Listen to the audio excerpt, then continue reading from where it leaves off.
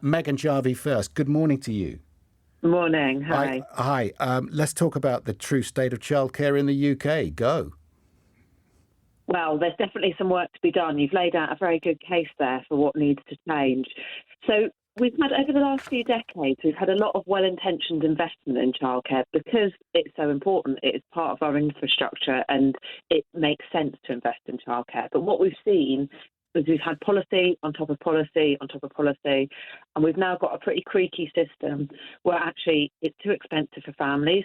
The picture you painted is absolutely true. Families do the sums and often decide it just does not pay to work. They can't afford to work, they can't afford not to work, in a catch-22 situation. We've also got the situation where the professionals that are caring for and educating our children, our young children, are barely being paid above the minimum wage. And we're not prioritising quality. The government funding isn't high enough to really push up the quality of childcare. And we know that it's the high-quality childcare that makes a real difference for children's outcomes and is proven to narrow that attainment gap between disadvantaged children and their peers as well. Well, you know what? You've just said in one answer what we were trying to. I wanted to get to this hour. Megan, congratulations! You've just ruined my job. Well, I've laid out the job to be done. We've also got to work out how to fix it. Okay, well, I'll be back to you with that in just a second. Sue Atkins, what did you make of what you heard from Megan there? She's right, isn't she? Absolutely sums it right up. I was actually at an event this week from Babies with Love talking about parenting policies with a whole host of HR people. And there really needs to be some joined up thinking here. Now, Sony Music, for example, provide financial help for childcare. Now, they can afford to do that. Smaller businesses can't. But realistically, we need to look at dads as well. They contribute so much to childcare that frees up mums to continue their career.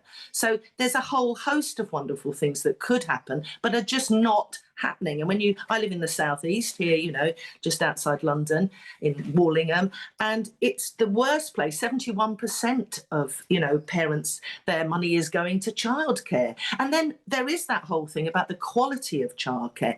They get squeezed all the time. They have to pay, if you have a private nursery, you have to pay business rates, which, just knocks out all sorts of profit as well. And it is the ratios that are being squeezed. And as a former deputy head, ratios are really important, that children get that quality. And, the Princess of Wales is raising the awareness of early years recently, and that's really to be commended. But it's also about how do we all come together then to support working families?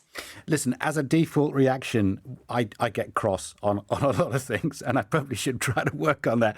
But I am so cross the way young women are being treated. And of course, I've had my eyes open. I've become a grandparent, and I'm looking at my youngest trying to just exercise what I consider is a right to go to work and also have children at the same time. And the costs where she lives, she needs to work. There's no, what might be ideal is that she might actually be staying at home until, the child is 5 or 6 years old or whatever, but that's not a possibility. So she's got to go to work.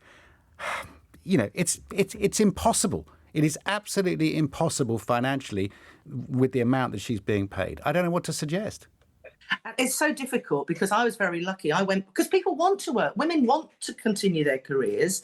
I went back to work part-time because I was a teacher then, and my mum and dad had my kids. So, that is going on so much all over the country, but that's not really the answer.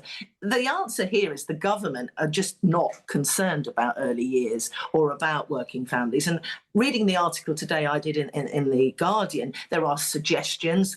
The opposition are trying to use suggestions as well. But really, it's fundamental. Do you value family life and early years and raising happy children and giving parents the support they need because they want to go to work? And let's face it, we're going through a cost of living crisis. The stress and the mental health of families and parents in particular is out through the roof. Yeah, and also, well, let me just go back to Megan Jarvie. Megan, we've just been told, us men in our 50s, that we're supposed to get off the golf course and go back to work. And there's also a call for, we just need more people to grow the economy and to distribute wealth. We all need to be going back to work. What a wasted resource women are. I mean, that's the bottom line is that women aren't working. They're leaving at record numbers because of rubbish childcare. Yeah, and it's not just mums. We're seeing grams as well reduce their hours or stop working earlier than they would have done otherwise to help out, because the situation that you described with your daughter is really common, and grandparents just want to help as well. Well, it's absolutely true. We do 1 day a week. It's absolutely exhausting. It's a lot easier to come in here. I mean, honestly, just picking him up and putting him back down again, feeding him me, it's unbelievable. And he won't leave the remote control alone. He just wants to get in the car. I mean, it is exhausting. It's undervalued, and it's I just don't understand it. Anyway, my eyes have been open. Yeah. I was busy building a career when we had ours, and my wife Sophia did it all. But I have it's taken me back. Treasury considering huge expansion of free childcare in England. Any chance, Megan, of anything positive coming of this? Well, it's really positive to see that it's something it's up there for investment, because we know that childcare really is a good investment. It does have life-changing potential. It's part of our infrastructure. It enables parents to work. It helps to boost children's outcomes. It's great to see this. But as I was talking about earlier, we have quite a number of issues with the system already. It's overly complex, it's overly expensive. What we think we need is complete reform of the system. I have some concerns about if we add another more funded hours on top of what we've already got on this fragile, precarious sector, that it could actually be quite damaging, and we could see the number of childcare places reduce.